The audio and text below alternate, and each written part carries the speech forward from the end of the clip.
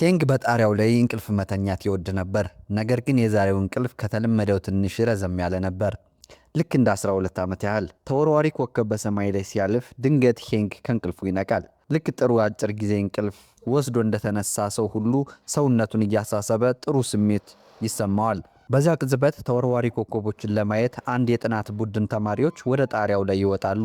በድንገት ሄንግን ሲያዩት ደንግጠው ይህ ሰውዬ ከየት መጣ በሚል ግራ መጋባት አፍጥጠው ይመለከቱታል። ሄንግ ግራ ተጋብቶና ደንግጦ ወደ ክፍሉ ይሮጣል። ነገር ግን አንድም የሚያውቀው ተማሪ አያገኝም። የተሳሳተ ክፍል ውስጥ ነው የገባሁት ብሎ ያስባል። ከዚያም መምህሩ ወደ ክፍል ይገባል። ሄንግ የድሮውን የትምህርት ቤት የደንብ ልብስ ለብሶ ሲያየው መምህሩ ክው ብሎ ይቀራል። ይህንን ልብስ ከየት አመጣኸው ሲል ጠይቀዋል። መምህሩ ጥበቃዎችን ለመጥራት ሲዘጋጅና ሁኔታው ወደ መጥፎ እያመራ መሆኑን ሲረዳ ሄንግ ከመቅጽበት ከክፍሉ ውስጥ ተስፈንጥሮ ይወጣል። በደረጃው ላይ እየወረደ ሳለ በህንፃው ላይ ያለውን የኤሌክትሮኒክስ መገለጫ ሲመለከት 2017 ዓ.ም እንደሆነ አየ። አእምሮ መባከን ጀመረ። መሆን የነበረበት 2005 ዓመተ ምህረት ነበረ። ድንገት አያቱን፣ ታናሽ ወንድሙንና እህቱን አስታወሰ። ድንጋጤ ወረረውና ወደ ቤቱ ሮጠ። የቤቱን በር በረገደውና ቤተሰቦቹ ራት ሲበሉ አያቸው። በደስታ ተቀበሉት። ነገር ግን በቅጽበት ተሰወሩ። ሁሉም ቅዠት ነበር። ግድግዳው ላይ ያለው የቤተሰብ ፎቶ እንኳን ተቀይሯል። ሙሉ በሙሉ ግራ ተጋባ። ወደ ውጭ ተመልሶ ሲወጣ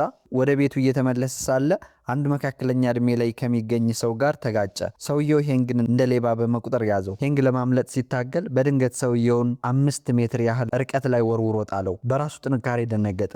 ሰውየው መሬት ላይ የተበተኑትን ዕቃዎች እንዲሰበስብ ሊረዳው ሲሞክር በብረት ቱቦ ራሱን መታው። ሐኪም ጭንቅላቱን ሲጠቀልለት ሆስፒታል ውስጥ ነቃ። አንድ የፖሊስ መኮንን አጠገቡ ቆሞ ሲገስጸው ነበር። የደንብ ልብስ የለበስክ የሁለተኛ ደረጃ ተማሪ ሆነህ ለመስረቅ ወደ ቤት ትገባለህ? መኮንኑ ስሙንና የልደት ቀኑን ጠየቀው። በ1987 ዓ.ም እንደተወለደ መለሰ። መኮንኑም እንዴት በ1989 ልትወለድ ትችላለህ ሲል አሾፈበት። ፖሊስ ጣቢያ እንደደረሱ መኮንኑ ስለ ዕድሜው መጠየቁን ቀጠለ። ሄንግ ሰኔ 14 ቀን 1987 ዓ.ም እንደተወለደ አጥብቆ ተናገረ። መኮንኑ ተባሳጭቶ እሺ ይሁን፣ ለምን ሰኔ 14 ሆነ? ዛሬ ስለሆነ ነው? ፍትህን እያጓደልክ እንደሆነ ታውቃለህ አለው። ነገር ግን የሄንግ መረጃ በኮምፒውተር ሲመለከት መኮንኑ በድንጋጤ አፉን ከፈተ። መረጃው ሄንግ ከተናገረው ጋር በትክክል ይገጥማል፣ ከአንድ ነገር በስተቀር። መረጃው ሄንግ በ2005 ዓ.ም እንደሞተ ያሳያል።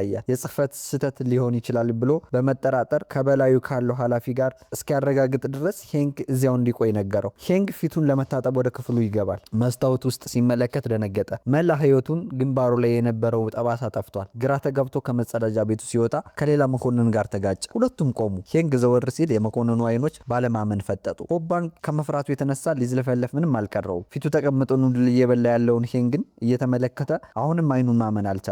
አጭር ጸሎት ካደረገ በኋላ እጁን ዘርግቶ ሄንግ ነካው። ሄንግ ሞቅ ያለ አካል ያለው እንጂ መንፈስ አለመሆኑን ሲረዳ እፎይታ ተሰማው። ሄንግ ስለ ፍቅረኛው ዮናን ጠየቀው። የት ናት? እንዴትስ ናት? ሆባንግ ግን መገናኘት እንዳቆሙና እንደማያውቅ አጉተመተመ። እውነቱን ለሄንግ ሊነግረው አልቻለም። ይልቁንም ስለዚያ ቀን ምንም አታስታውስም ሲል ጠየቀው። የሄንግ አእምሮ ወደ ኋላ ተመለሰ። ማለዳ ከእንቅልፉ ሲነቃ ለቤተሰቡ ቁርስ እያዘጋጀ እንዲሁም ለታናሽ ወንድሙና ለእህቱ እንክብካቤ ሲያደርግ ታወሰው። ቁርሱን ሊበላ ሲል ጁንዋን ከቤት ውጭ የብስክሌት ጥሩምባ አሰማች። የሄንግ ልደት ነበር። እሷም ቀደም ብላ ልታከብርለት መጣ ነበር። በወንዙ ዳር በብስክሌት እየተጓዙ ይንቀሳቀሱና ይጫወቱ ነበር። አልፎ አልፎም ይሽቀዳደሙ ነበር። ለታናሽ ወንድሙ ለዮንግጁን የትምህርት ቤት ቁርስ አደረሰለት። በዚህም የዮንግጁን የክፍል ጓደኛ ዮንግጁን በከፍተኛ ሁኔታ ተደብድቦ በነርሶች ክፍል ውስጥ እንዳለ ነገረው። በፍጥነት ወደዚያ ሲሄድም ዮንግጁን ተደብድቦና ቆስሎ አገኘው። በውስጡ ንዴት ተቀጣጠለ። ይህንን ማን አደረገበት ሲል ጠየቀ። ነገር ግን ዮንግጁን ከማመስገን ይልቅ ለጥቃቱ ሄንግን ተጠያቂ በማድረግ ጮኸበት። ወንድሙ የሚሰነዝርበትን ክስ ሲሰማ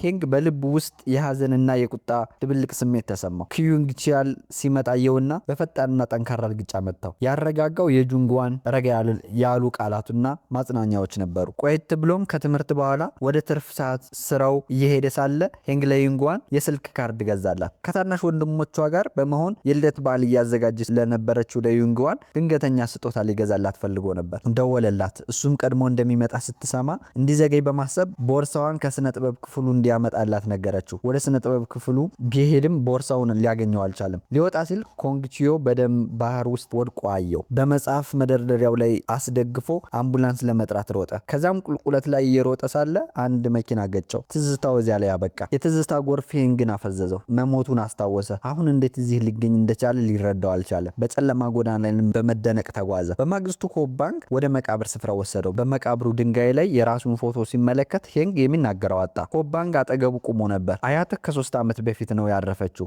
ከወላጆችህ አጠገብ ቀበርናት። ልብስህን መቀየር አለብህ። ሞቶ ከሆነ እንዴት እዚህ ሊገኝ ቻለ? መልስ ፍለጋ ኮብ ባንክን ያዘው። በጥልቅ ሐዘንም ጮኸ። በአካባቢያቸው የነበሩ የጎዳና መብራቶች መፈንዳት ጀመሩ። ስለ ወንድምህና እህትህ ግን ሲል ኮብ ባንክ ቀጠለ። ብዙም ግንኙነት የለንም። እንዴት እንዳሉ አላውቅም። የሄንግ ታናሽ ወንድም የት እንደሚሰራ የሚያውቅ መስሎት ወደ አቅራቢያው ጎዳና ወሰደው። እዚያም የሁለተኛ ደረጃ ትምህርት ቤት የክፍል ጓደኛ የነበረችው ጂን ያንግን አገኟት። ሄንግን ስታየው በጩኸት ራሷን ስታ ወደቀች። ኮብ ባንክ ሄንግን ወደ መኪናው ጎትቶ ወሰደው። ይህን ዩኒፎርምን መልበስን ማቆም አለብህ። ሰውን ሁሉ በድንጋጤ ልትገድል ነው? ብድር አበዳሪ ዘንድ ተቀጥሮ ዕዳ ያለባቸውን ሰዎች በኃይል ሲያስገድድ የነበረውን ሂቾልን አገኙት። ሄንግ በአንድ ወቅት ትጉህ ተማሪና ጨዋ የነበረ ወንድሙ ባለዳውን ጭካኔ በተሞላበት ሁኔታ ሲረግጥ በማየቱ ማመን አቃተው። እንዴት እንዲህ ጨካኝ ሊሆን ቻለ? ልዩ የሆነ ባለ 2 ቀለም የፀጉር ስታይል ያለው የአበዳሪዎቹ አለቃ ሂቾል ከጁንግ ዋን ዕዳን እንዲሰበስብ አዘዘው። ሂቾል አመነታ። ይህ በእንዲህ እንዳለ ሄንግ ጁን ዋንን እየፈለጋት ነበር። ድንገት በጆሮ ውስጥ የሚወጋ ህመም ተሰማው። በሚያስገርም ሁኔታ ከሩቅ የሚመጡ ድምፆችን መለየት የሚያስችል ልዩ የመስማት ችሎታ የተፈጠረለት መሰለው። በአንድ ደጃፍ ላይ ቆሞ ሳለ ባለ 2 ቀለም ፀጉሩ የአበዳሪዎች አለቃ የጁንግ ዋንን ዕዳ ለመሰብሰብ ባለመፈለጉ ሂቾልን ሲደበድበው ሰማ። ሄንግ በድንገት ዘልቆ በመግባት ጣልቃ ገባ። ይህም ለሂቾል የማምለጫ ዕድል ሰጠው። ባለ 2 ቀለም ፀጉሩ ሰውዬ ሊከተለው ቢሞክርም ሄንግ መንገዱን ዘጋበት። ሰውየው በሄንግ ላይ ሲዘል ሄንግ ከመስኮት ሊወረውረው ምንም አልቀረውም። አጭር ፀጉር ያለው ጓደኛው ተስፋ ሳይቆርጥ በቤዝቦል ባት ሊመታው ቢሞክርም የደረሰበት ዕጣ ፈንታ ያው ነበር። በሄንግ ተደጋጋሚ ጥቃት የተጨነቀው ባለ 2 ቀለም ፀጉሩ ሰው በመጨረሻም የጁንግ ዋንን አድራሻ ሰጠው። ሄንግ ካርዱን ተቀብሎ በፍጥነት በመውጣት ወደ ጁንግ ዋን አድራሻ የሚወስደውን አውቶቡስ ተሳፈረ። አንድ እንግዳና ቁም ነገረኛ የሚመስል ሰው እዚህ አዲስ ነህ ሲል ጠየቀው። ሄንግ ጥያቄው ባይገባውም በሰውየው ትኩረት የተሞላበት አስተያየት ግን አልተመቸውም ነበር። በካርዱ ላይ ያለውን አድራሻ ተከትሎ ጁንግ ዋን ወደምትኖርበት አፓርታማ ደረሰ። የቤቱን ደወል ቢደውልም የሚመልስ ግን አልነበረም። ከታች ሆኖ ቢጠብቃትም ጁንግ ዋን ልትመጣ አልቻለች። ይልቁንም ባለ 2 ቀለም ፀጉሩ ሰውና ተከታዮቹ መጡ። እነዚህ ሰዎች ሌላ ከባድ ቅጣት እንደሚጠብቃቸው ግልጽ ቢሆንም በሚያስገርም ሁኔታ ግን በቀላሉ ተሸንፎ መሬት ላይ ወደቀ። ባለ 2 ቀለም ፀጉሩና አጭር ፀጉሩ ሰው በሁኔታው ተገረሙ። ለምን ራሱ መከላከል አቆመ? ያን ምሽት ኃይለኛ ዝናብ እየዘነበ ነበር። ጁንግ ዋን ወደ ቤቷ ስትመለስ በዝናብ ውስጥ ወድቆ ያለ አንድ ሰው አየች። ፊቱን ስትመለከት ደንግጣ ቦርሳዋን ጣለች። ሄንግ ነበር። ራሱን ስቶ የነበረው ሰው ወደ አፓርታማ አስገብታ ትኩር ብላ ስትመለከተው አእምሮዋን እያጣች እንደሆነ ተሰማት። ይሁን ሊሆን አይችልም፣ በቅዠት ውስጥ መሆን አለብኝ ብላ አሰበች። ነገር ግን እሱ ልክ ሄንግን ይመስላል። ህልም አለመሆኑን ለማረጋገጥ ራሷን ቆነጠጠች። ህልም አልነበረም። ምን እየተፈጠረ እንዳለ መረዳት አልቻለችም። እሱም ተኝቶ እያለ ቁስሉን ለማከም ወሰነች። የጁንግ ዋን አእምሮ ወደ 12 ዓመታት ወደ ኋላ ተጓዘ። ያን ዝናባማ ቀን ወደ ፎቶ ቤት እየሮጠች ሄዳ ባለቤቱን የሄንግን የሳቀ ፎቶ በድጋሚ እንዲያትምላት ስትማጸነው አስታወሰች። የቀብሩ ቀን ነበር። እናም የእሱን ፈገግታ የሌለው ፎቶ እዚያ ማየት አልቻለችም ነበር። ሁሉም ሰው በጣም አልቅሶ ነበር። ሊታሰብ የማይችል የከፋ ህመም ነበር። በማግስቱ ጠዋት ጁንግ ዋን ከእንቅልፏ ነቅታ ለሰውየው ማስታወሻ ላቅታዎችለት። ይኸውም ሲነቃ ከቤቱ እንዲወጣና የደረሰበትን ጉዳት ሆስፒታል ሄዶ እንዲታይ የሚል ነበር። እሷ እንደወጣች የሄንግ ቁስሎች በተአምር ጠፉ። ቆዳው ለስላሳና ምንም ምልክት የሌለበት ሆነ። እሱም ጁንግ ዋን አፓርታማ ውስጥ መሆኗን ሳያውቅ ከእንቅልፉ ነቃ። ጠረጴዛው ላይ ያለውን ማስታወሻ ተመለከተ። ፊቱንና እጁንም ዳሰሰ። ጉዳቶቹ በሙሉ ጠፍተዋል። ይህን አዲስና እንግዳ ነገር እየተላመደ የመጣው ሄንግ ውሃ ጥም ተሰማውና ለመጠጣት ወደ ኩሽና ቤት አመራ።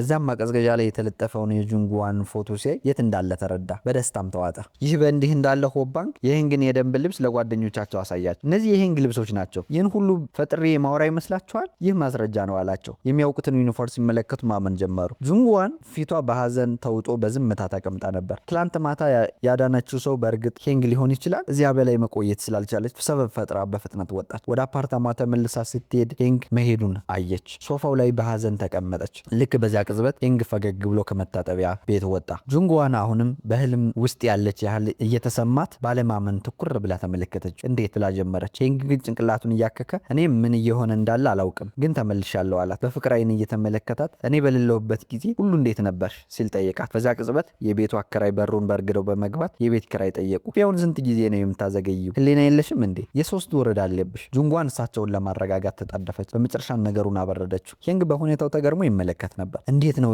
እየኖርሽ ያለሽው? የቤት ኪራይ እንኳን መክፈል አልቻልሽም? ለአበዳሪዎች ዕዳ አለብሽ። ምን እያደረግሽ ነበር? ላወረደባት ተከታታይ ተከታታይ ጥያቄዎች ግን መልሳታ ባለችበት ደርቃ ቀረች። ቆየት ብሎ ሄንግ ወደ ፓርክ በመሄድ በሀሳብ ተውጦ ኳስ ወደ ቅርጫት ይወረውር ነበር። ወይ ጉድ! ህይወት እንዲህ ትቀጥላለች ማለት ነው ሲል አሰበ። ነገር ግን ለሷ ነገሮች እንዴት እንዲህ ሊበላሹ ቻሉ? እኔስ መጨረሻ እንዲሆኑ የቤት ኪራይ መክፈል እንኳን ያቅተኝ ይሆን? ይህ በዚህ እንዳለ ጁንጓን ከአፓርታማ ውጭ ባለው ወንበር ላይ ተቀምጣ ቢራ እየጠጣች ነበር። የሬስቶራንቱ አለቃዋ ሚንጁን ከስራ መልስ እዚያው አገኛት። ደህና እንዳልሆነች በመረዳት ተጨነቀ። ጁንጓንም ስሜቷ ጥሩ ስላልነበረ የረፍት ቀን እንደወሰደች አስረዳችሁ። ሚንጁን ጋር መጫወት ጀመሩ። ከፓርኩ ሲመለስ ሄንግ አብረው አያቸው። በውስጡም የቅናት ስሜት ተሰማው። ወደ አፓርታማው እንደተመለሱ ለጁንጓን ይቅርታ ጠየቃት። ቅድም ንግግሬ ጠንከር ብሎ ነበር። ለ12 ዓመታት ጠፍቼ ስለነበረ እባክሽ ትንሽ ታገሽኝ። ጁንጓንም እሞክራለሁ መረዳት አለብኝ ስትል መለሰችለት። እሷ ሁልጊዜም ለሄንግ ሞት ራሷን ትወቅስ ነበር። በጥፋተኝነት ስሜት ተውጣ እሱም የተመለሰው እሷን ለመውቀስ እንደሆነ አሰበች። ለተሰበረ ልብ ጥለው ወጣች። ያን ምሽት ጁንጓን በወንዙ ዳር ተቀምጣ ከሄንግ ሞት በኋላ የነበረውን ሁኔታ አስታወሰች። ሁሉም ሰው እሱ ከመኪና ጋር ከመጋጨቱ በፊት በስነ ጥበብ ክፍሉ ውስጥ ኪዮንግቻልን ገድሎ እንደሸሸ ያምን ነበር። አያቱና ታናናሽ ወንድም እህቶቹ በዚህ ክስና አሉባልታ ምክንያት ብዙ መከራ አይተዋል። ወደ አፓርታማው ሲመለስ ሄንግ ጁንጓንን ይጠብቃት ነበር። እሷ ባለመምጣቷ ሊፈልጋት ሲወጣ ታናሽ ወንድሙን ሄዮልን አገኘው። ሄዮል ይቅርታ አድርግልኝ፣ ይቅርታ እባክህ ዝም ብለህ ሂድ እያለ ተማጸነው። ሄንግ ግን ሂቾል ለምንድን ነው ከወንበዴዎች ጋር የምትገናኘው? ጎረምሳ ሆነሃል፣ ቤተሰባችን ፈርሷል፣ እንዴት ሁላችንም ጥሩ ህይወት መኖር እንችላለን ብሎ ጮኸበት። በድምፁም ውስጥ ንዴትና ህመም ይስተዋል ነበር። ለሆባንግ ደወለላት። ሆባንግም የኪዮንግቺያል አስክሬን በስነ ጥበብ ክፍሉ ውስጥ በመገኘቱ ፖሊስ ሄንግ ገድሎት ሊሸሽ በመኪና አደጋ እንደሞተ ድምዳሜ ላይ መድረሱን አስረዳው። ሄንግ ግን እኔ አልገደልኩትም ሲል አጥብቆ ተናገረ። ለመኪና አደጋ የተጋለጽኩት ለኪዮንግቺያል አምቡላንስ ለመጥራት እየሮጡ በነበረበት ወቅት ነው። እኔ አምንሃለሁ አለው ሆባንግ። ነገር ግን ሌላው ሰው ሁሉ አንተ ነፍሰ ገዳይ እንደሆንክ ነው የሚያስበው። ሄንግም ጁንጓን እንዲህ ታስባለች ሲል ጠየቀ። ሆባንግ እያለቀሰ ጁንጓን ራሷን ነው የምትወቅሰው። ወደ ስነ ጥበብ ክፍሉ እንድትሄድ የነገረች እሷ ስለሆነች ጥፋቱ የኔ ነው ብላ ታስባለች። ለዚህ ምክንያት እሷ እንደሆነች ታምናለች። እናም በትልቅ ጥፋተኝነት ስሜት ውስጥ ናት። ትምህርቷን አቋርጣለች። ሁላችንም ትሸሸን ነበር። የስነ አእምሮ ሕክምና ያስፈልጋት ነበር። በጣም አስቸጋሪ ጊዜ እንዳሳለፈች ሰምቻለሁ አለው። አመነታና እንዲህ ሲል ቀጠለ። ጁንግ እንደነገረችኝ ከሆነ አያት ከ3 ዓመት በፊት ከመሞቷ በፊት ለረጅም ጊዜ ሆስፒታል ተኝታ ነበር። የሕክምና ወጪዋን በሙሉ የሸፈነችው ጁንጓን ናት። በዕዳ ውስጥ መዘፈቅ የጀመረችው ያኔ ነበር። የሄንግ ልብ በሐዘን ተሰበረ። ሄንጓን እንዲህ የዋህ ናት። በፍጥነት ወደ አፓርታማ ተመለሰ። የአንቺ ጥፋት አልነበረም አላት። የሞትኩት በአንቺ ምክንያት አይደለም፣ የአንቺ ጥፋት አይደለም። ምንም ያጠፋሽው ነገር የለም። እኔ ኪዮንግቻልን አልገደልኩትም። እኔ መቼም ቢሆን ሰው አልገድልም። ስለዚህ ራስሽን መውቀስሽን አቁሚ። ጁንጓን ታፍኖ የቆየው የሐዘንና የጥፋተኝነት ስሜት በሙሉ ፈንድቶ ወጣና ስቅስቅ ብላ ለቀሰች። ያን ምሽት ቴሌቪዥን ለመመልከት ተቀመጡ። ነገር ግን ሄንግ ሲከፍተው ምስሉ ተበላሸ። ጁንጓን የተበላሸ መሰላት። ነገር ግን እሷ ሪሞቱን ስትይዘው ምስሉ በራ። ሄንግ ችግሩ ከሱ እንደሆነ አወቀ። የእሱ መገኘት በሆነ መንገድ በኤሌክትሮኒክስ እቃዎች ላይ ተጽዕኖ ያሳድር ነበር። በፕላስቲክ ማሰሪያዎች የተሞላ ማስታወሻ መያዣ ሲመለከት አንድ ትዝታ ተቀሰቀሰበት። ጁንጓን ከሱ ጋር ከትምህርት ቤት ቀርተው ወደ ሲኦል እየሄዱ የጠየቀችውን ቀን ትዝ አለው። የእናቷ አፓርታማ ወደሚገኝበት ህንፃ ሄደው ነበር። የጁንጓን እናት በድጋሜ ትዳር መስርታ ነበር። አዲሱን ቤተሰቧን ማየቷም ጁንጓንን ልቧን ሰበረው። እናቷ በባሏ እንዳትታይ በመስጋት ተረብሻ ነበር። ቆየት ብላ እንደምትደውልላት ቃል በመግባት ጁንጓን እንድትሄድ ወተወተቻት። የጁንጓን የእንጀራ አባትና ግማሽ ወንድሟ መጡ። ይህች ማናት ታውቂያታለሽ ሲል ጠይቃት። የጁንጓን እናት የጓደኛዋን አፓርታማ እየፈለገች መሆን አለበት በማለት እንደማታውቃት ካደች። ጁንጓንን በሐዘን ሰምጣ ትተዋት ወደ ሊፍት ገቡ። ሄንግ ከጎኗ ቁሞ እሷን ለማጽናናት ይሞክር ነበር። ከዚያ በኋላ ጁንጓን ቢራ መጠጣት እንደምትፈልግ ጠየቀችው። ፍላጎቷን ለመፈጸም በማሰብ ሄንግ የትምህርት ቤት ጃኬቱን አወለቀና ወደ አንድ ሱቅ በስርቆት ገብቶ አንድ ጣሳ ቢራ ይዞ እንደ ሌባ ሮጦ ወጣ። ቢራዋን ጠጥታ ከጨረሰች በኋላ ከጣሳው ላይ የላስቲክ ማሰሪያውን አውጥቶ እንደ ቀለበት ጣቷ ላይ አሰረላት። ይህ በእንዲህ እንዳለ ሂዮል አሁንም በህልም ውስጥ ያለ የመሰለው ራሱን በጥፊ ይመታ ነበር። ጁንግ ለሂዮል ሲሰራለት ለነበረው የአበዳሪዎች አለቃ እንዲደውል ነገረው። በአንድ ፈጣንና ልክ እንደ ባሌ ዳንስ በተቀነባበረ የታይቺ እንቅስቃሴ ባለ 2 ቀለም ጸጉሩና አጭር ጸጉሩ ሰው ተወርውረው ወደ ውጭ ወጡ። ሂዮል ከውስጥ የሚሰማውን የጩኸትና የውድቀት ድምፅ ቢሰማም በክፍል ውስጥ ምን እየተካሄደ እንዳለ ማየት አልቻለም። ባለ 2 ቀለም ጸጉሩና አጭር ጸጉሩ ሰው በሲቃይ ወለል ላይ ተዘርረው ነበር። ሄንግ ሲቀርባቸው ሲያዩ በጉልበታቸው ተንበርክከው ምህረት ይለምኑ ጀመር። ፊታቸው አብጦና ቆስሎ የነበረ ቢሆንም በመከራ ውስጥ ሆነው እንኳን ያሳዝኑ ነበር። ሄንግ ሂዮልን ወደ ውስጥ ጠራው። አበዳሪዎቹን ወንድሙን በሰላም እንዲተውት አስጠነቅቃቸው። እነሱም በፍርሃት ተውጠው ወዲያውኑ ተስማሙ። ሂዮልን ወደ አንድ ፓርክ ወስዶ እንዲህ አለው፣ እኔ ነፍሰ ገዳይ አይደለሁም። የዩንግቻል ሞት ከኔ ጋር ምንም ግንኙነት የለውም። ሄንግ በመቀጠል ሴራ ተጉንጉኖብኝ ነው ሲል አጥብቆ ተናገረ። ሂዮል ግን የሹፈት ሳቅ ሳቀ። ያ እውነት ቢሆን እንኳን አሁን ምን ማድረግ እንችላለን? ህይወቴ ተበላሽቷል። ደግሞስ ማን ያምነኛል ብለህ ታስባለህ? እኔ ራሱ አላምንህም ብሎ ለመሄድ ተነሳ። ሆፕ ባንግ አስቆመውና ና ምግብ እንብላለው። በእራት ወቅት ሆፕ ባንግ ለሄንክ የሞባይል ስልክ ሰጠው። ሄንክ ሂዮል የወንድም እህቶቹን ስልክ ቁጥር እንዲያስገባለት ጠየቀው። ሂዮል ግን ቁጥሩ እንደሌለው ነገረው። ዮንግጁን የህክምና ትምህርት ቤት ከገባ በኋላ ግንኙነታችን አቋርጧል።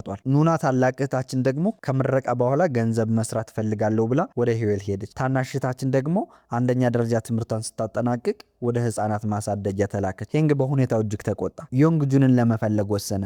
በመጨረሻም በሚሰራበት ሆስፒታል ውስጥ ከሆስፒታሉ ዳይሬክተር እና ከዳይሬክተሩ ልጅ ጋር ሻይ እየጠጣ አገኘው። አንዲት ነርስ ለዮንግጁን ሄንግ የተባለው የሁለተኛ ደረጃ ተማሪ ሊያየው እንደሚፈልግ ነገረችው። የዳይሬክተሩ ልጅ ታውቀዋለህ ስትል ጠየቀችው። ዮንግጁን ታላቅ ወንድሙን ትኩር ብሎ ተመለከተውና እንደማያውቁ ተናገረ። ሄንግ በቁጣ ተሞልቶ ላናገርህ ፈልጋለሁ ሲል ጠየቀው። ዮንግጁን ግን እጁን በማወናጨፍ የጥበቃ ሰራተኞቹን ጠራ። ሄንግ ሁለቱም የጥበቃ ሰራተኞቹ በአየር ላይ በተነ። የቀረው የጥበቃ ሰራተኛ ሽጉጡን ቢመዝም እሱም በቀላሉ ተወርውሮ ወደቀ። ሄንግ ወደ ዮንግጁን ለመጠጋት ሲል አንድ መካከለኛ እድሜ ያለው ሰው ያዘው። ያ በአውቶቡስ ላይ ያገኘው ምስጢራዊ ሰው ነበር። ሰውየው በሚገርም ፍጥነትና ጥንካሬ ሄንግን መሬት ላይ ዘርሮ ካስተኛው በኋላ ከሆስፒታሉ ጎትቶ አወጣው። ከዚያም ሄንግን ያለምንም ጥረት አንስቶ ለበርካታ ሜትሮች ወረወረው። ኃይልህን እንዲህ በግዴለሽነት አትጠቀም ሲል ሰውየው ሄንግን እየተጠጋ አስጠነቀቀው። ሁለታችንም አደጋ ላይ ትጥለናለህ። ከዛም ጥሎት ሄደ። ሆፕ ባንግ ለሄንግ ደወለለት። ሄንግ ስልኩን ሲያነሳ ልክ የዚያን ቀን ምሽት ቴሌቪዥኑ ላይ እንደታየው የስልኩ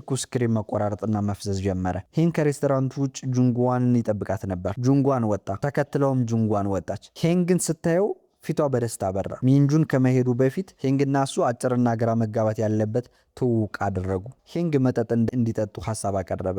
ጁንጓን ቢራ ስትቀዳለት ከዚህ በፊት አልኮል ጠጥቶ ስለማያውቀው ሄንግ ትክክለኛውን የቢራና የአረፋ መጠን ገለጸችለት። ሄንግ ያልወደደውን የተጠበሰ ስኩዌድ ምግብ ለመቀየር ሄደች። ስትመለስ ግን ባዶውን ጠርሙስ ብቻ በማየቷ ተገረመች። ሄንግ እንግዳ በሆነ ሁኔታ ያወራል። ምንም እንዳልሰከረም ይናገር ነበር። ጁንጓን እሱን ዝም ለማሰኘት እየሞከረች እንሄድ አለችው። ሄንግ ትንሽ ነቃ አለ። ዛሬ ሂዮልን አይቼዋለሁ አላት። ዮንግጁንንም ጭምር። አንዳቸውም መመለሴን አልፈለጉትም። ለምን እዚህ እንደመጣው አልገባኝም። ግራ የመጋባት ስሜትና የልብ ስብራት ተሰማው። ከእንቅልፉ ሲነቃ በልጅነት ጓደኞቹ በሚያውቃቸው ፊቶች ተከቦ ራሱን አገኘው። እየሳቁ የድሮ ትዝታቸውን ያወጉ ነበር። ቆይቶም ሆፕ ባንግም አደጋ ወደ ደረሰበት ቦታ ይዞት ሄደ።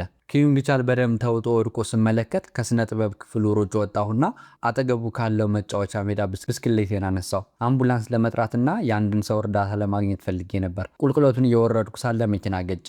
ያ መኪና የቱን አባት ነበር ለሆፕ ባንግ። ነገር ግን መኪናውን በወቅቱ እየነዳ የነበረው እሱ አልነበረም። በሰው መግደል ወንጀል ጥፋተኛ ተብሎ የተፈረደበት ተቀጣሪ አሽከርካሪ ነበረ። ከአደጋህ በኋላ ቱን በጣም ተጎድቶ ነበር። ሂዮልም ወንድሙን የገደለውን እውነተኛ ገዳይ ለመፈለግ ይረዳው ወደ አደጋው ቦታ መጥቶ ነበር። ሂዮል የዚያን ምሽት ክስተት እንዲህ ሲል አስታወሰ። አያትህና ጁንጓን ወደ ሆስፒታል ሄዱ። ጁንጓን ደግሞ ወደ ፖሊስ ጣቢያ አመራች። እሱና ሱጁ ግን በፍርሃት ተውጠው ቤት ቀሩ።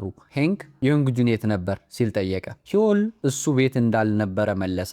ሆኖም ሆፕ ባንግ ጣልቃ በመግባት ጁንጓን ለፖሊስ ቃል ስትሰጥ ግን ዮንግጁንን ጨምሮ አራታችሁን በዚያ ምሽት ቤት እንደነበራችሁ በግልጽ ተናግራለች አለው። ሄንግ የሂዮልን ንግግር በሐሳቡ እያመላለሰ እንቅልፍ አጥቶ ሲገላበጥ አደረ። ዮንግጁን በዚያ ምሽት በእርግጥም ወጥቶ ነበር። ጁንጓን ውሃ ለመጠጣት ከእንቅልፏ ስትነቃ ሄንግ ገና እንዳልተኛ አየችው። ለምን አልተኛ ስትል ጠየቀችው። እያሰብኩ ነው ሲል መለሰላት። በመቀጠልም በአደጋው ምሽት ወንድም እህቶች ሙሉ ቤት ነበሩ ሲል ጠየቃት። ጁንጓን ከዮንግጁን በስተቀር ሁሉም ነበሩ አለችው። ሄንግ በመቀጠል ሆፕ ባንግ ግን ለፖሊስ የሰጠችው ቃል ሁሉም ቤት እንደነበሩ ተናግረሻል ብሎኛል አላት። አይደለም ስትል ጁንጓን አጥብቃ ተከራከረች። በደንብ አስታውሳለሁ። ዮንግጁን እዚያ እንዳልነበረ ነው ለፖሊስ የተናገርኩት። በማግስቱ በንግግሮቹ መካከል ባለው ልዩነት ግራ ተጋብተው ሄንግ ታሁንን ለማግኘት ወደሚሰራበት የገበያ ማዕከል ሄደ። ታሁን እዚያው የምትሰራውን ታናሽቱን ያንጊንን እንዲያት ሊወስደው ቃል ገባለት። ያንጊን ወደምትሰራበት ቦታ ደረሱ። አንዲት ሴት እህቱን በፀጉሯ እየጎተተች ወደ ውጭ ስታወጣ ታዩ።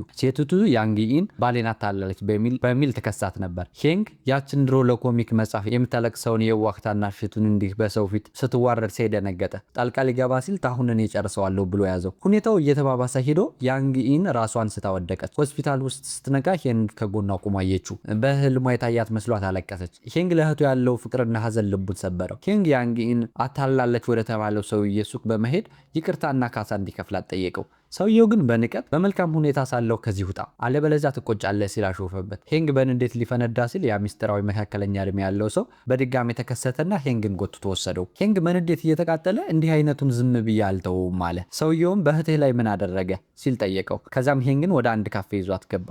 በሩን ቆለፈና ወደ ሱቁ ባለቤት ዞረ። እስቲ ትንሽ ጨዋታ እንጫወት አለው።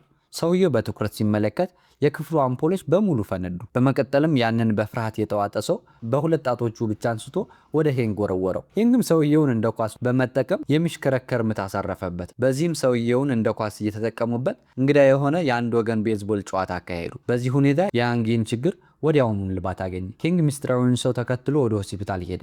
በአንድ የህመምተኛ ክፍል ውስጥ አንድ አዛውንት አልጋ ላይ ተኝተው ነበር። በመካከለኛ ዕድሜ ያለው ሰው እንዲህ ሲል አስረዳ። ባለፈው ክረምት ወደዚህ ዓለም ስመለስ ልጄን ለወራት ፈለኩት። በመጨረሻም እንዲሆኑ አገኘሁት። እድሜው በ80 ዓመት ሆኖታል። ራሱን ስቷል። ጸጉሩም ሸብቷል። ልጁ ምን አይነት ህይወት እንዳሳለፈ ለማወቅና ለአንድ ጊዜ እንኳን ቢሆን ሊያናገረው በጣም ይመኝ ነበር። ሆባንግ ሄንግንና ጁንጓንን ወደ ፖሊስ ጣቢያ ጠራቸው። ሂዮል በሐሰት ተከሻለው እያለ ተይዞ ነበር። ፖሊሶቹ በወቅቱ የነበረው ሁኔታ የሚያሳይ ቪዲዮ ሲሲቲቪ መረጃ እንደሌለ ተናገሩ። የቪዲዮ መረጃ የሚለውን ቃል ሲሰማ ሆባንግ በድንገት አንድ ነገር ትዝ አለው። የመኪና ካሜራ ሲል በሹክሹክታ ተናገረ። ሁኔታው በሙሉ ተቆርጾ ይሆን? ከረጅም ጊዜ በፊት ሜሞሪ ካርዱን አውጥቼው ነበር። በአሽከርካሪው በኩል ባለው ምንጣፍ ስር ተደብቋል። ሂዮል ማንም እንደማያምነው እያሰበ ይቆጭ ነበር። ሄንግ እጁን በትከሻው ላይ ያሳረፈና እኔ አምናለሁ ሂዮል አለው። ሆባንግ መጀመሪያ ሲመለስ ካርዱን አላገኘውም ነበር። ሄንግ ግን ላናገር እፈልጋለሁ ብሎ ለብቻ ወሰደውና የት መፈለግ እንዳለበት በትክክል ነገረው። ሆባንግ ወደ መኪናው ተመልሶ ሄዶ ሜሞሪ ካርዱን አገኘው። በመኪናው ካሜራ የተቀረጸው ምስል ሁለቱም ወንበዴዎች ሂዮልን ለማጥመድ ሲሞክሩ በግልጽ ያሳይ ነበር። ወዲያውኑ ወንበዴዎቹ ታሰሩ። ሂዮል ተለቀቀ። ሂዮል አንድ ነገር አኩተምትሞ በፍጥነት ሄደ።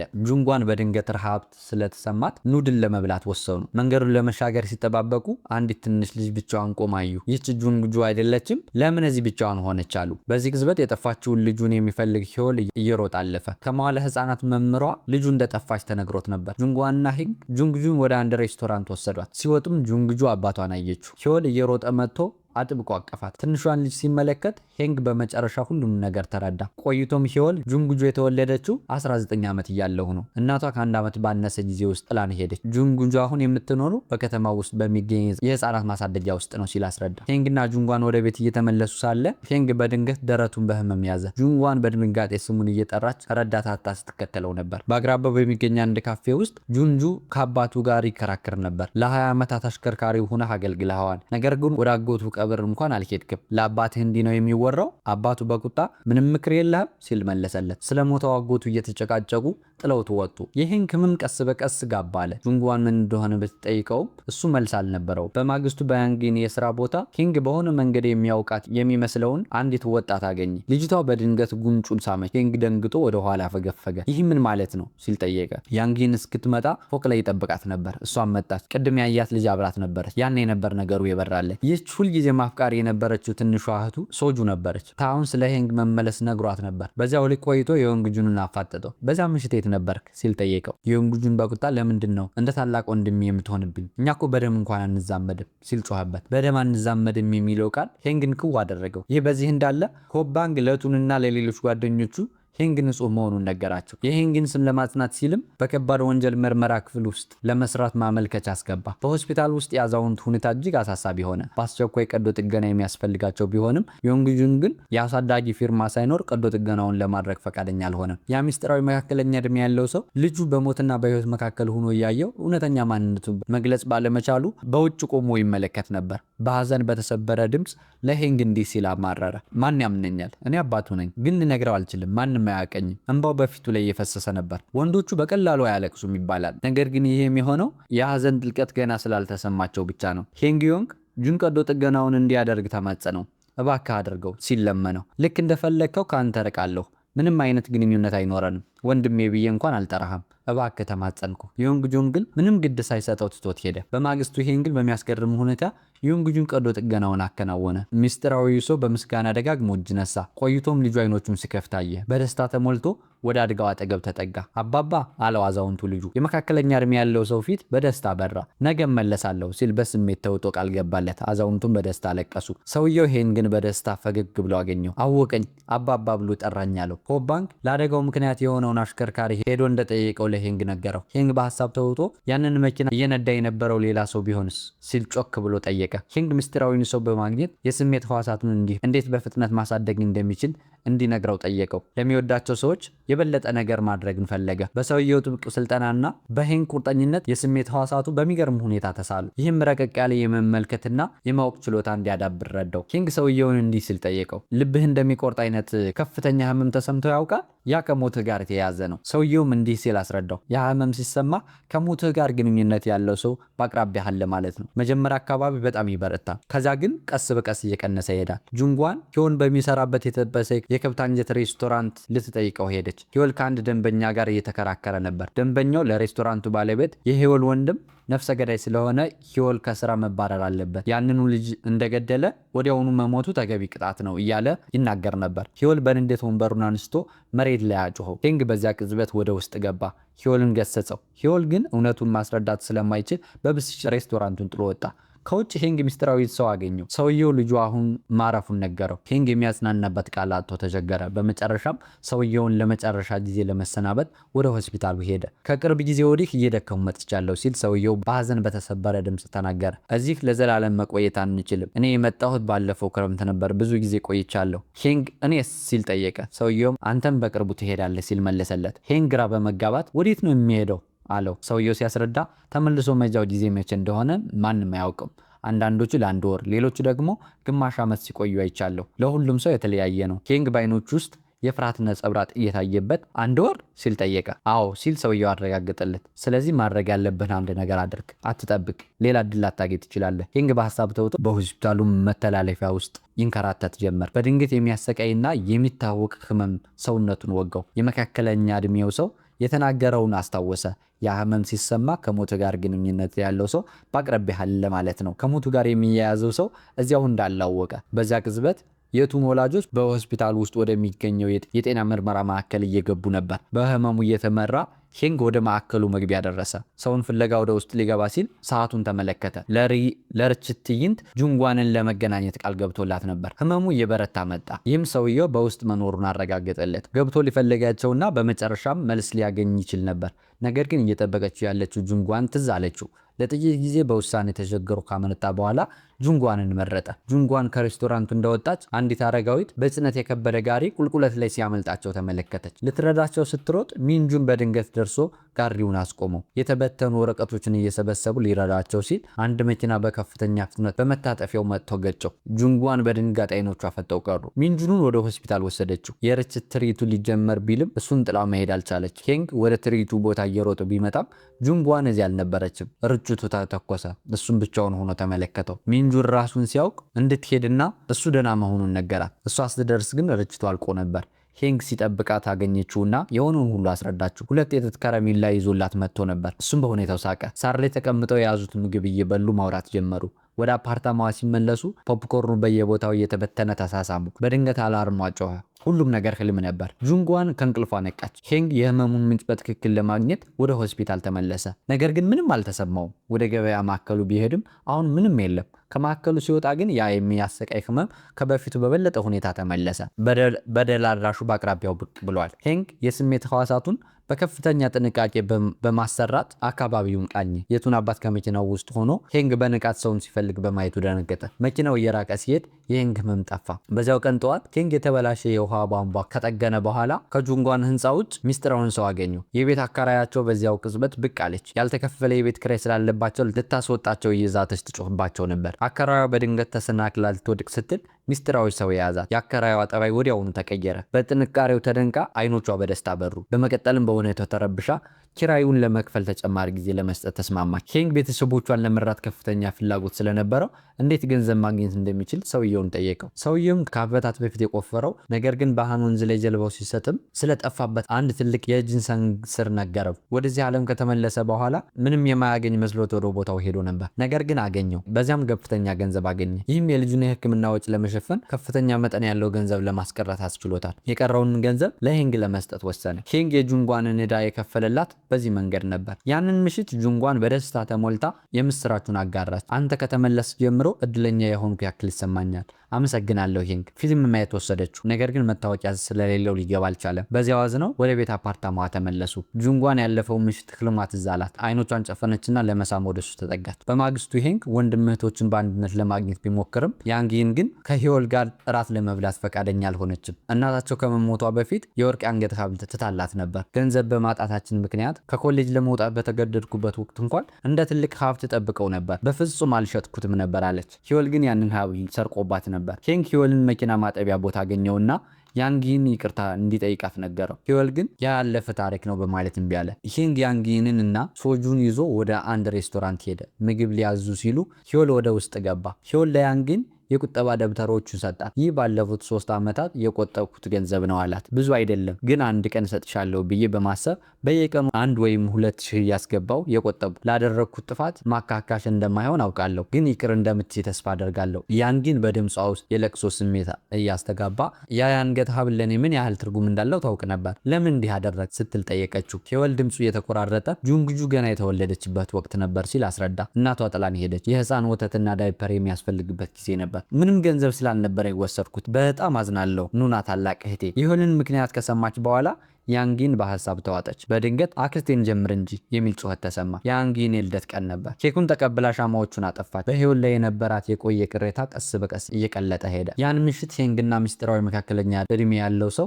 አውቶቡስ ውስጥ ተቀምጠው ነበር። ሄንግ ለጁንጓን ያለውን ስሜት ለሰውየው ገለጠለት። ነገር ግን ፍቅሩን ለመቀጠል በውስጡ ግጭት ይሰማው ነበር። ሰውየው የሄንግን ጭንቀት በመረዳት ስለ ነገ መጨነቃቁ በዛሬ ቀን ላይ ብቻ ትኩረት እንዲያደርግ መከረው። ሄንግ በሐሳብ ተውጦ ድጋሜ ሊያናገረው ወደ ሰውየው ዞር ሲል ሰውየው በቦታው አልነበረም። በመቀመጫው ላይ የቀረው ባዶ ወረቀት ብቻ ነበር። ሄንግ ወደሚወዳት ሴት አመራ። በዚያ ቅጽበት ያ የሚያሰቃይና የሚታወቅ ህመም በድጋሚ የተሰማው። ነገር ግን በዛኛው ጊዜ ህመሙ ከበፊቱ ቀለል ያለ ነበር። ብዙ እድሎች እንዳልቀሩት ተገነዘበ። ከመሞቱ ጋር ግንኙነት ያለውን ሰው ለማግኘት ተስፋ በማድረግ ወደ ሬስቶራንቱ በፍጥነት ሄደ። ሆኖም አንድ መኪና ተነስቶ ሲሄድ ህመሙ አብረው ጠፋ። ሌላ እድል አመለጠው። ወደ ጁንጓን ሄዶ በኩሽና ረዳትነት እንድትቀጥረው ጠየቃት። ሰውየው በድጋሚ ሲመጣ እዚያው ሆኖ ለመጠየቅ ፈልጎ ነበር። ጁንጓን ወደ ሚንጁንና ወደ ሰራተኞቹ ወሰደው። የሙከራ ጊዜ እንዲሰጡ ተስማሙ። ሁሉንም የሚያስደንቅ አዲስ የምግብ አይነት ማዘጋጀት ከቻለ ስራውን እንዲያገኝ ነገሩት። በማግስቱ ጠዋት ጁንጓን ከአጠገቧ ቤት ድምፅ ሰማች። አዲስ ጎረቤቶች የመጡ መሰላት። ሆኖም ጎረቤቱ ሆባንግ መሆኑን ስታውቅ ደነገጠች። ለአዲሱ ምግብ መነሳሳትን ማግኘት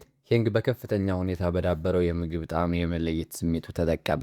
በጁንጓን እርዳታና በጋራ ጥረታቸው የበሬ ስጋን ጣዕም ከአሳ ለስላሳ ጣዕም ጋር የሚያዋህድ ልዩ ፓስታ ሰሩ። ጁንጓን በጣም ተደነቀች። የሄንግ ፓስታ ትልቅ ወዳጅነትን አገኘ። በዚህም ስራውን ሊያገኝ ቻለ። ለማክበርም ጁንጓን ከ12 ዓመታት በፊት ለልደት የገዛችለትን የአንገት ሐብል ሰጠችው። ሐብሉን ስታደርግለት በድንገት አስነጠሳትና ሳታስበው ጉንጩ ሳመችው። በጣም አፍራ ሰበብ እየደረደረች ወደ ክፍሉ አሸሸች። ሄንግ ከሞቱ ጋር ግንኙነት ያለው ሰው ወደ ሬስቶራንቱ ተመልሶ እንደሚመጣ ሙሉ እምነት ነበረው። እንዲኖሩ ሲል ከዚህ ዓለም ከመሄዱ በፊት እውነቱን ለማግኘት ቃል ገባ። የሰራው ፓስታ እጅግ የተሳካ ነበር። ደንበኞች ሳህኑን እስኪልሱ ድረስ ወደዱት። ጁንጓን ግን በሆነ ምክንያት አዝና ነበር። እንዲያውም አትክልት ስትከትፍ እጇን ቆረጠች። ለሚንጁን በሬስቶራንት ውስጥ አንድ የሁለተኛ ደረጃ ትምህርት ቤት የክፍል ጓደኛዋን እንዳገኘች ነገረችው። ይህም በመጨረሻው የትምህርት ዓመታቸው በመኪና አደጋ የሞተውን ፍቅረኛዋን አስታውሳት። ይህን ከተመለሰ ጀምሮ በጣም ደስተኛ ከመሆኗ የተነሳ ሁሉም ነገር ልትረሳ እንደደረሰች ተናዘዘች። የአደጋ ባይደርስ ኑሮ አለች በሐዘን ልክ እንደኛ እንደ ታሁንና ሆፓንክ 31 ዓመት የሆነው ነበር። ስራና መደበኛ ህይወትም ይኖረው ነበር። አሁንም ራሷን ተወቅሳለች። እሱን ለማየት እንደምትፈራም ገለጸች። ሚንጁን ሊያጽናናት ሞከረ። እያንዳንዱ ሰው የራሱ ጣፋንታ አለው። እንደ ሄንግ ጣፋንታ ቁጠሪው፣ ሌላ ምን ማድረግ ትችያለሽ አላት። በማግስቱ ጠዋት ጁንጓን ለጅንጁ የጽሁፍ መልእክት ላከላት። ትኩሳትና ራስ ማዞር ስለተሰማት መድኃኒት እንድትገዛላት ጠየቀቻት። ጅንጁ መድኃኒት ይዛ መጣች። ነገር ግን ወደ ጁንጓን አፓርታማ ከማይሄዱ ይልቅ ሄንግ ቢከባከባት ይቻላል በሚል ወደ ሆባንግ ቤት ወሰደችው። ጂንጁ ጁንጓን ከሆነ ጊዜ ወዲህ በጸጸትና በሐዘን እየተሰቃየች መሆኗን ለሄንግ ነገረችው። እሱም ወደ አፓርታማዋ በመሄድ ተንከባከባት። ብዙ እንዳታስብና እረፍት እንድታደርግ ሞተወታት። ጁንጓን ከእንቅልፏ እስክነቃ ምሽት ሆኖ ነበር። ንጹህ አየር ለመቀበል ወደ ውጭ ስትወጣ ሄንግ ደረጃው ላይ ተቀምጦ አገኘችው። ለሽርሽር እንዲወጡ ሀሳብ አቀረበ። ሽርሽሩን በጣም ልዩ ነበር። በአጭሩ በመካከላቸው ከፍተኛ ፍቅር የታየበት ምሽት ነበር ማለት ይቻላል።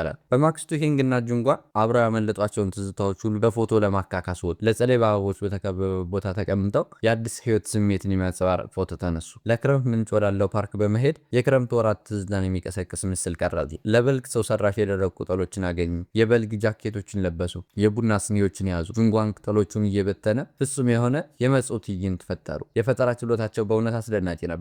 በመጨረሻም ለበጋ ወራት ወደ በረዶ መንሸራተቻ ቦታ በመሄድ ሰው ሰራሽ የበረዶ ስፕሬ ተጠቅሞ በበረዶ ዓለም ውስጥ እንዳሉ ሆኖ የፍቅር ፎቶ ተነሱ። ቀኑ በሳቅና በፍቅር የተሞላ ነበር። ወደ አፓርታማዋ ሲመለሱ ሄንግ ፎቶግራፎቹን በፍሪጇ ላይ እንድትለጥፋቸው አሳሰባት። ሆባንግ በዚያ ሳምንት በገበያ ማዕከሉ ውስጥ ትልቅ ዝግጅት እንዳለና የቶን አባት ሰራተኞች በሙሉ እንደሚገኙ ለሄንግ ነገረው። ሄንግ ከሞቱ ጋር ግንኙነት ያለው ሰው እዚያ ሊገኝ እንደሚችል ጠረጠረ። ሆባንግ እዛ ከተገኘማ እኔው ራሴ ይዘዋለሁ ሲል ዛተ። ሄንግ ህመሙ ሙሉ በሙሉ ሳይጠፋ መጨረሻ እድሉ ለመሞከር ወሰነ። ነገር ግን ሆባንግ አንድ ችግር እንዳለ ነገረው። መግባት አይችልም። ግብዣ ላላቸው ሰዎች ብቻ ነው የተፈቀደው። በዚያ ግዝበት ሄንግ የቱን አባት ሊቀመንበር ቻ መሆናቸውን አስታወሰ። ቱንን እርዳታ ለመጠየቅ ወሰነ። ሆባንግም ለማንኛውም ድግስ ምግብ ያስፈልጋል የሚል ሀሳብ ጨመረ። ሄንግ ለሊቀመንበሩ ልጅ ዝግጅት ሬስቶራንት ምግብ እንዲያቀርብ ቱንን ጠየቀው። ነገሩ በቀላል የስልክ ጥሪ ተከናወነ። በማግስቱ ረዳት ሼፍ ሁለት የኩሽና ረዳቶች ሄንግና ጁንጓን መሄድ እንደሚችሉ አስታወቀ። በዚህም በሰራተኞቹ መካከል ፉክክር ተነሳ። ሼፉ ማን መሄድ እንዳለበት ለመወሰን የዶሮ ውድድር እንዲደረግ ወሰነ። ውድድሩ እጅግ ጠንካራ ነበር። ሄንግ ለማሸነፍ ባለው ቁርጠኝነት ያለ እረፍት ተዋጋ።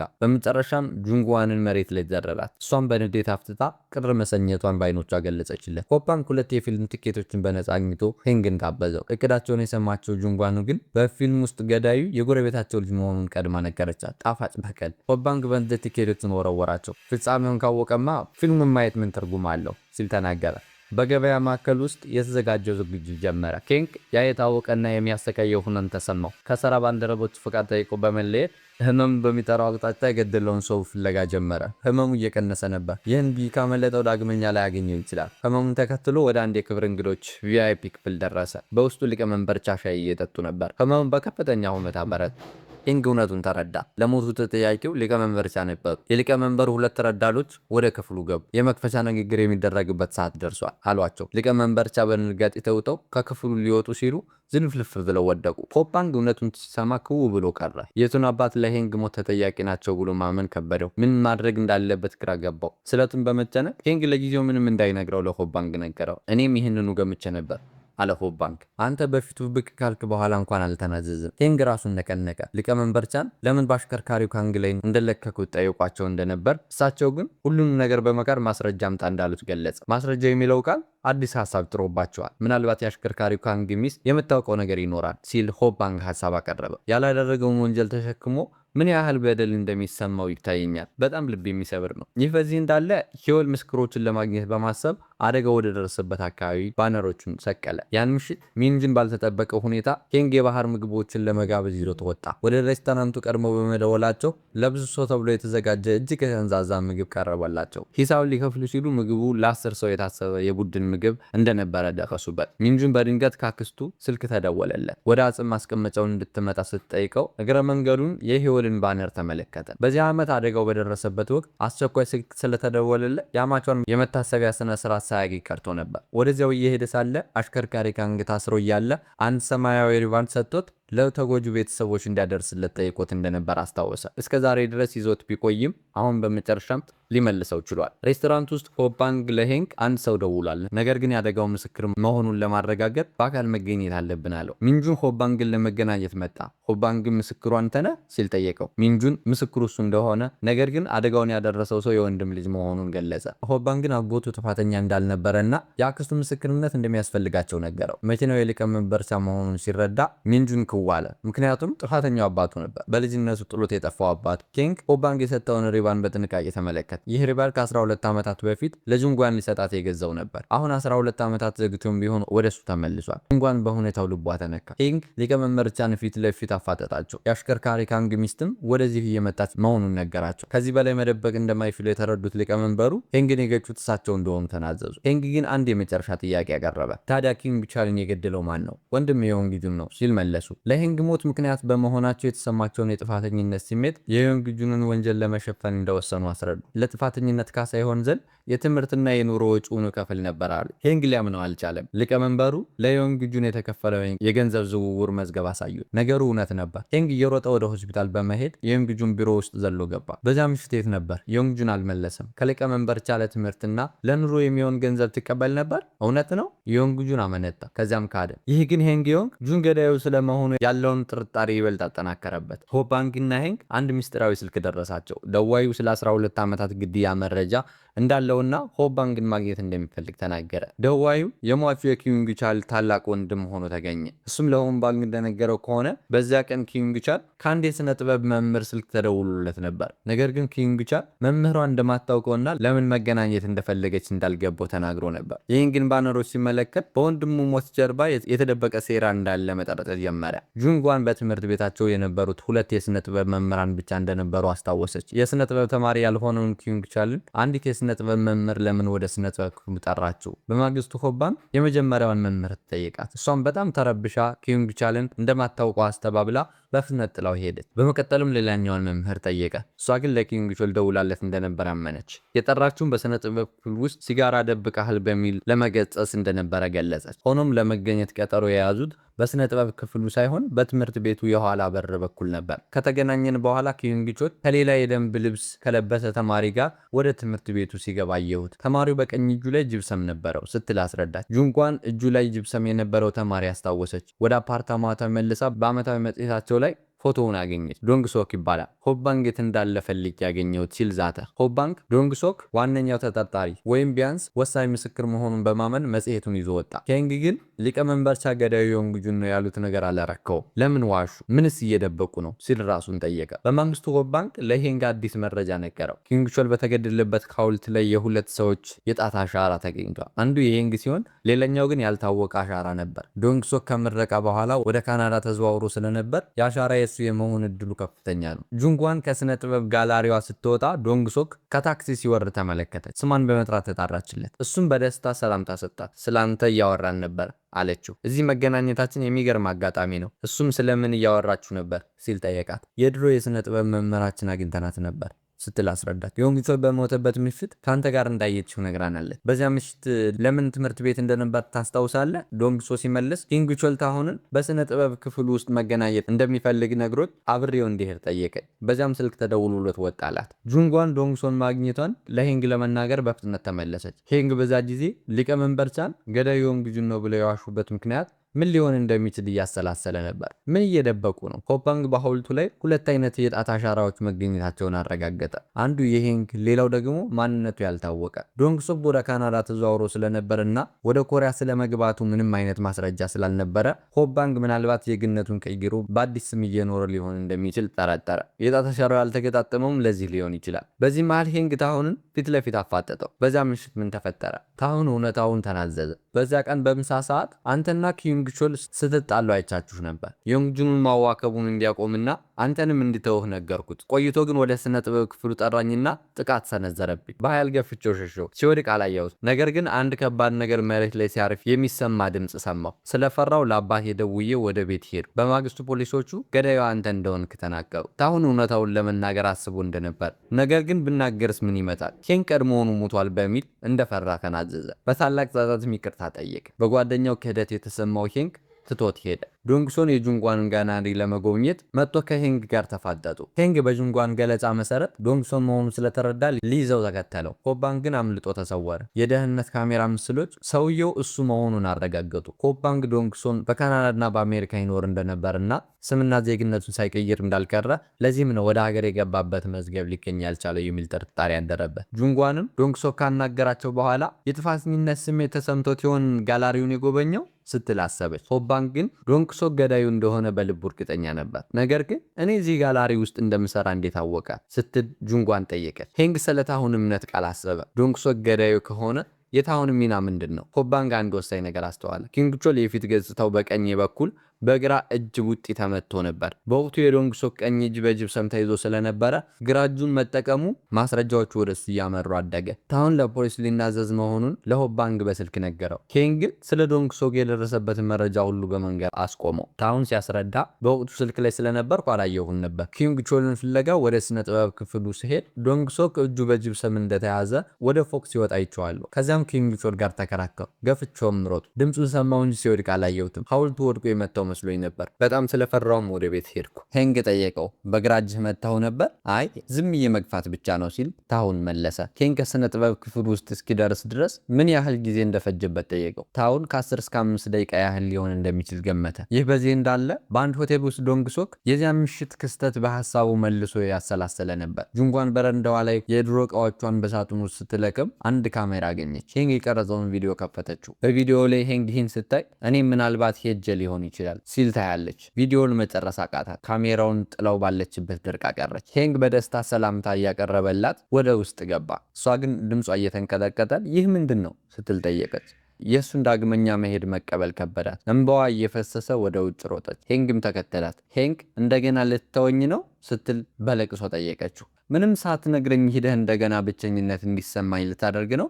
እንዴት እንዲህ ታደርጋለህ? በድጋሚ ስትዞር አየሁ። እንድሰቃይ ትፈልጋለህ? ልቧ ተሰብሮ ጥላው ሮጠች። ጁንጓን ሌሊቱን ሙሉ ጂንጁ ቤት ስታለቅስ አደረች። ሄንግም እስከ ንጋት ድረስ በረንዳዋ ላይ ሲጠብቃት አደረ። ቆይቶም ጁንጓን ስሜቷ ሲረጋጋ እሷም የቀረጸችውን ቪዲዮ ሰጠችው። እሱም ማየት ጀመረ። ይህን ስታይ አለች በቪዲዮ ላይ እኔ ደህና ነኝ ማለት ነው። አንተ ምን ያህል እንደተሰቃየህ አስቤያለሁ። ስለተቆጣው አዝናለሁ። አንተን በድጋሚ ማየት ለእኔ ታምርና በረከት ነው። ተመልሰ መሄድ ቢኖርብህ እንኳን በረከቱ ይጠፋል ማለት አይደለም። ሁልጊዜ ከኔ ጋር ይኖራል። ምንም የሚለወጥ ነገር የለም። ይህን በረከት መንከባከብና አጥብቄ መያዝ እፈልጋለሁ። ሁልጊዜም ላስታውስ እፈልጋለሁ። ጁንጓን የእሱን መሄድ ተቀብለዋለች። የቀረውን ጊዜያቸውን በደስታ ለማሳለፍ ወሰነች። ያን ምሽት ሶስቱ ጓደኛሞች በፓርክ ውስጥ እየተረማመዱ ሳለ ሆባንግ ዶንግሶክ የት እንደምትሰሪ እንዴት አወቀ ሲል ጠየቃት። ጁንጓንም ከቢዝነስ ካርዴ ውስጥ የሰጠሁት ለጁንግጁ እናት ለናሙሚን ብቻ ነው ስትል አስታወሰች። ዶንግሶክ ከሂወል ጋር በነበራት የልጅ ማሳደግ መብት ክርክር ወቅት የናሙሚን ጠበቃ ሳይሆን አይቀርም የሚል ጥርጣሬ ያደረባቸው። ስለ ዶንግሶክ ለሂወል ተናገሩ።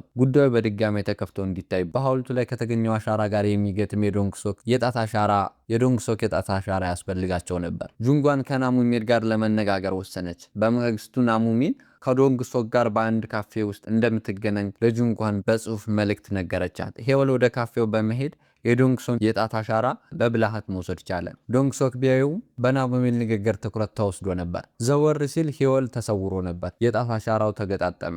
ዶንግሶክ ዋነኛው ተጠርጣሪ ሆነ። በመጨረሻም የፈለጉትን ሰው አገኙት። ሆባንግ ዶንግሶክን ከሀገር ሊሰወር ሲል አውሮፕላን ማረፊያ ላይ ደረሰበት። እንዲናዘዝ ቢጠይቀውም እሱ ግን ሄንግ ኪንግ ቾልን ሲገድለው እንዳየው በመግለጽ መከራከር ጀመረ። ነገር ግን ሄንግ በድንገት በፊቱ ሲቆም የዶንግሶክ ድፍረት ተሟጠጠ። በፍርሃትም ተዝለፍልፎ ወደቀ። በዶንግሶክ መታሰር እውነቱ ወጣ። የሄንግም ስም ከወንጀል ነፃ ሆነ። ሊቀመንበር ቻለ ሄንግ ይቅርታ ጠየቁና ለፖሊስ ሊናዘዙ ቃል ገቡ። ሄንግ ግን አስቆማቸው። ከዚህ በላይ ተጨማሪ ስቃይ አልፈልግም። ይልቁንም ሊቀመንበሩ በጸጸት እየኖሩ በስልጣናቸው ሌሎችን እንዲረዱበት እንደሚመኝ ነገራቸው። ሄንግ ወንድም እህቶቹን ይዞ ወደ ገጠር ላይ ሽርሽር ሄደ። ሁሉም ደስተኞች ነበሩ። ነገር ግን የሄንግ የመሄጃ ጊዜ መቃረቡ በደስታቸው ላይ የሐዘን ጥላ ጥሎ ነበር። እንባዎች ፈሰሱ። የመሰናበቻ ቃላት ባይወጡም ስሜቱ ግን በግልጽ ይታወቅ ነበር። ሄንግና ጁንጓን በቀራቸው አጭር ጊዜ ውስጥ ሳይለያዩ እያንዳንዱ ሴኮንዶች አጥብቀው ተንከባከቡት። ጓደኛሞች ለመጨረሻ ጊዜ ተሰባስበው ፎቶግራፍ ተነሱ።